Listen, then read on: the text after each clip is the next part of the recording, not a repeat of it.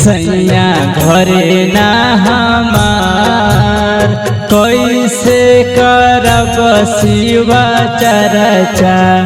बाड़े विदसा गुरु हमारो सजनावा लगे नाही मनवा हमार कैसे करब शिवा चर्चा। सैया घरे ना हमार कैसे करब शिवा चर्चा।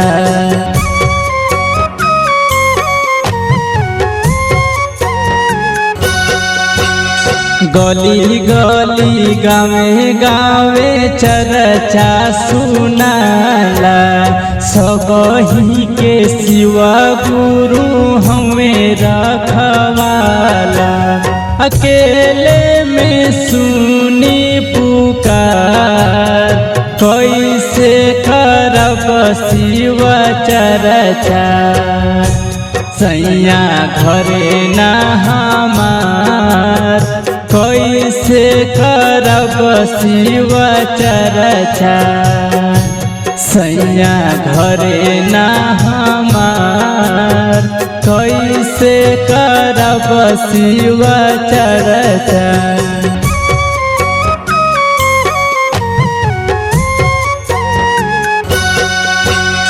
सैया जो घर रहते पूजत यार मनवा। मुन्ना लाल बिरजेश मोर बोलाइदा सजनवा। संगे जाइब शिव दरबार कैसे करब शिवा चर्चा।